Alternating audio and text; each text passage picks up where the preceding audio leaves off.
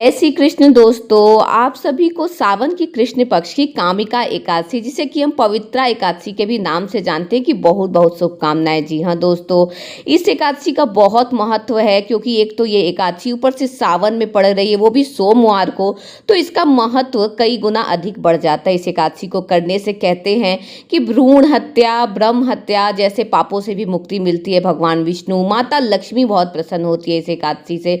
तो इस एकादशी को दोस्तों जरूर करिए। तो चलिए दोस्तों, बहुत ही सरल और स्पष्ट विधि से हम जानते हैं कि इस एकादशी की पूजा कैसे करनी है। तो चलिए दोस्तों, उसकी शुरुआत करते हैं। देखिए दोस्तों, जहाँ पर आप पूजा करेंगे उस स्थान को आप अच्छे से स्वच्छ कर लीजिएगा। हो सके तो गंगा जल डाल करके उसे पवित्र कर लीजिएगा। आप चाहें तो गाय के गोबर से लीप भी सकते हैं, चौक भी पूछ सकते हैं। उसके बाद पाटा बिछा करके यहाँ पर वस्त्र बिछा लीजिएगा। चूंकि सावन का महीना है तो हरा रंग बहुत ही पसंद आता है। आप यहाँ पर मैंने देखिए हरा और पीला दोनों ही रंग यूज़ कर लिया है क्योंकि भगवान विष्णु को पीला और भगवान शंकर को हरा रंग बहुत ही पसंद है दोस्तों। और फिर ये देखिए यहाँ पर हम पुष्प का आसन दे रहे हैं। यहाँ पर भगवान श्री हरि के लिए पुष्प का आसन, गणेश भगवान के लिए यहाँ पर कलश और दीप के लिए भी फूलों का आसन दे रहे हैं। उसके बाद दोस्तों क्या करेंगे कि यहाँ पर भगवान श्री हरि के फोटो को विराजित कर देंगे। पुष्प का जो हमने आसन दिया था वहाँ पर, यहाँ पर श्री गणेश जी को हम विराजित कर देंगे जो पुष्प का आसन है। उसके बाद हम क्या करेंगे कि यहाँ पर जो कलश होगा उसमें तुलसी पत्ता डाल करके हम विराजित कर देंगे।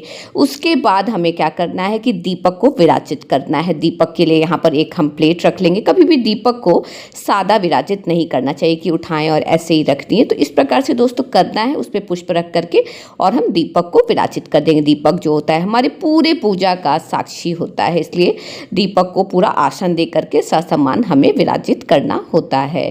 अब हम क्या करेंगे दोस्तों कि इसके बाद हम भगवान को, देवतागण को सांकेतिक स्नान करवाएंगे। आपके पास अगर श्री विग्रह है तो आप भगवान को पूर्ण स्नान भी करवा सकते हैं, पंचामृत से भी स्नान करवा सकते हैं।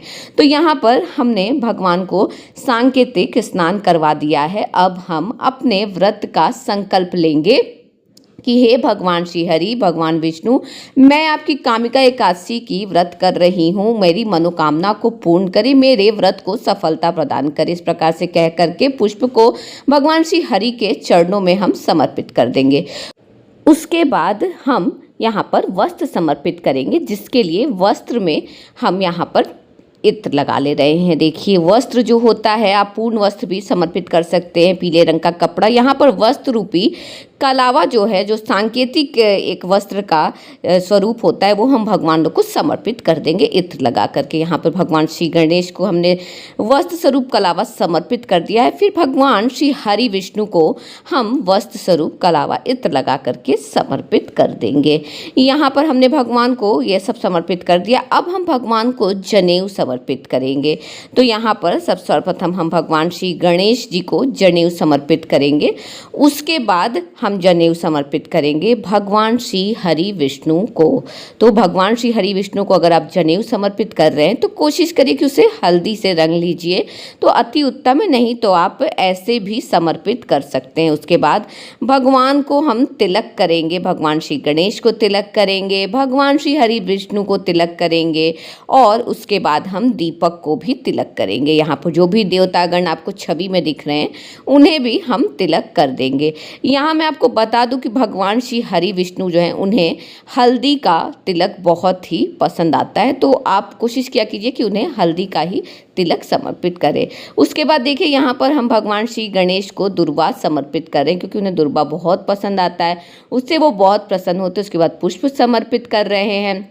उसके बाद भगवान श्री हरि विष्णु को हम कनेल का पुष्प समर्पित करेंगे। देखिए दोस्तों, मैं आपको बता दूं कि भगवान को सिर्फ कनेल का फूल और मंजरी लगी हुई अगर आप तुलसी समर्पित कर देते हैं और कुछ करें या ना करें, भगवान श्री हरि विष्णु बस इसी से अति प्रसन्न हो जाते हैं। हम भगवान श्री गणेश को प्रसाद समर्पित करेंगे। यहाँ पर हम उन्हें अलग से प्रसाद समर्पित कर रहे हैं क्योंकि भगवान श्री हरि विष्णु का जो प्रसाद होता है उसमें तुलसी पत्र डालते हैं, इसलिए भगवान श्री गणेश को तो तुलसी पत्र डाल के प्रसाद अर्पण नहीं करना रहता है, इसलिए उन्हें अलग से करेंगे। यहाँ पर भगवान श्री हरि विष्णु को जो भी प्रसाद हम अर्पण करेंगे, जो भी भोग अर्पित करेंगे, तो उसमें तुलसी पत्र जो होगा उसका विशेष स्थान होता है। बिना उसके भगवान जो होता है भोग को ग्रहण नहीं करते हैं, तो उन्हें तुलसी पत्र जरूर डालिए। फिर यहाँ पर हम दक्षिणा समर्पित कर देंगे।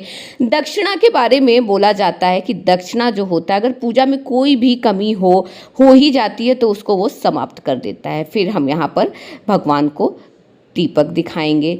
दीपक दिखाने के बाद हम भगवान को धूप दिखाएंगे। धूप के बारे में मैं आपको बता दूं दोस्तों कि आप लोग भी धूप ही दिखाया करिए, क्योंकि धूप जो होता है वो शुभ होता है, वंश वृद्धि में ये सहायक होता है। अगरबत्ती वंश वृद्धि में बाधक होता है, इसलिए उसको नहीं जलाया करिए, क्योंकि हमारे यहाँ बाँस जो होता है उसे जलाते नहीं है। बाँस जो होता है वो वंश वृद्धि का सूचक होता है। उसके बाद यहाँ पर एकादशी व्रत कथा महात्म्य का जो होगा पुस्तक लेकर के उसकी हम जरा सी पूजा कर देंगे। उसके बाद हम कथा पढ़नी शुरुआत करेंगे। यहाँ पर कथा जो है वो श्रावण मास की कृष्ण पक्ष की कामिका एकादशी की कथा हम पढ़ेंगे। कथा पढ़ने के लिए हाथ में पुष्प ले लेंगे। कभी भी कथा खाली हाथ हमें नहीं पढ़नी चाहिए। कथा समाप्त होने के बाद जो पुष्प होगा वो पुष्प हम भगवान श्री हरि विष्णु के चरणों में समर्पित कर देंगे। इसके बाद यहाँ पर हमारी कथा समाप्त होती है। कथा समाप्त होने के बाद हम भगवान की आरती करेंगे।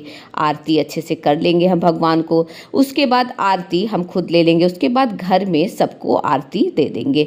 आरती देने के बाद हमें आरती को ठंडा कर देना चाहिए, क्योंकि आरती जो रहती है जब तक उसे आप ठंडा नहीं करते हैं उसका ऊर्जा जो रहता है वो बना रहता है। तो जब आरती हो गई, पूजा समाप्त हो गई, तो हमें आरती ठंडा कर देना चाहिए। सबसे अंत में भगवान से हम अपनी गलती के लिए क्षमा याचना करेंगे कि कोई भी पूजा के दौरान त्रुटि हुई हो तो उसके लिए हमें क्षमा याचना कर दे। आशा करती हूँ आपको मेरा ये वीडियो पसंद आया होगा। अगर जरा भी मेरा ये वीडियो आपको हेल्पफुल लगा तो प्लीज़ दोस्तों मेरे चैनल को लाइक करिए, सब्सक्राइब करिए। फिर मिलते हैं। जय श्री कृष्ण आप सभी को।